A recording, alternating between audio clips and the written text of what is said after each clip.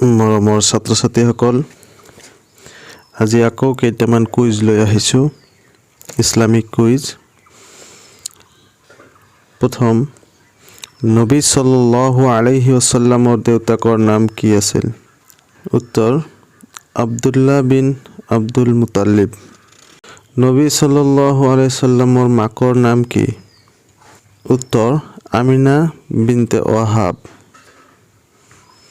নবী সাল্লাল্লাহু আলাইহি ওয়াসাল্লামৰ ককাকৰ নাম কি? উত্তৰ, আব্দুল মুতাল্লিব বিন হাছিম। নবী সাল্লাল্লাহু আলাইহি ওয়াসাল্লামৰ আইতাকৰ নাম কি আছিল? উত্তৰত ফাতিমা বিনত আমৰ।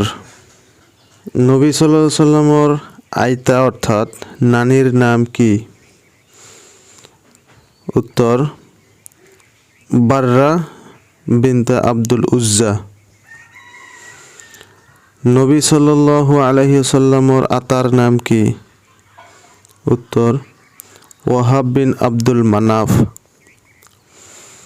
নবী সাল্লাল্লাহু আলাইহি ওয়াসাল্লাম কিমান দিন গৰ্ভত আছিল? উত্তৰত সম্পূৰ্ণ 9 মাহ।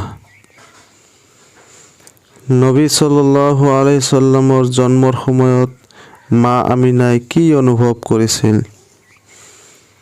উত্তৰ, আকাশত এটুকুৰা ৰশ্মি দেখিছিল, য'ত শাম দেশৰ বছৰা ঠাইৰ এখন বিখ্যাত মহল দেখিছিল। নবী সাল্লাল্লাহু আলাইহি ওয়াসাল্লাম কেনেকুৱা অৱস্থাত জন্মগ্ৰহণ কৰিছিল? উত্তৰ, চেজদাৰত অৱস্থাত।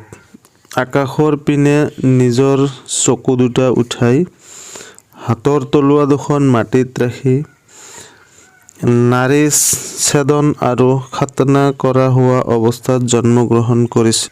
নবী সাল্লাল্লাহু আলাইহি ওয়াসাল্লামৰ জন্ম হোৱাৰ সময়ত কি ঘটনা ঘটিছিল? উত্তৰ, কাবাৰ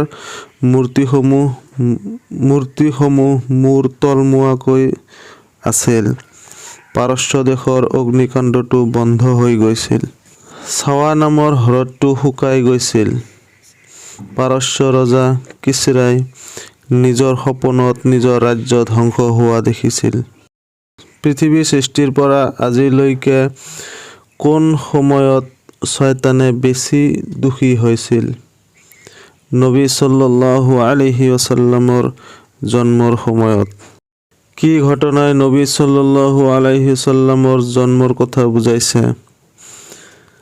উত্তৰ, কাবা ধ্বংস কৰিবলৈ অহা আব্ৰাহামৰ সৈন্যবাহিনীসকলৰ ধ্বংসই নবী সাল্লাল্লাহু আলাইহি ওয়াসাল্লামৰ জন্মৰ কথা বুজাইছে। সদায় এনেকুৱা ভাল ভাল ভিডিঅ' পাই থাকিবলৈ আমাৰ এই চেনেলটো ছাবস্ক্ৰাইব কৰক আৰু বেল আইকনটো টিপি ন'টিফিকেশ্যনটো অল কৰি ৰাখক।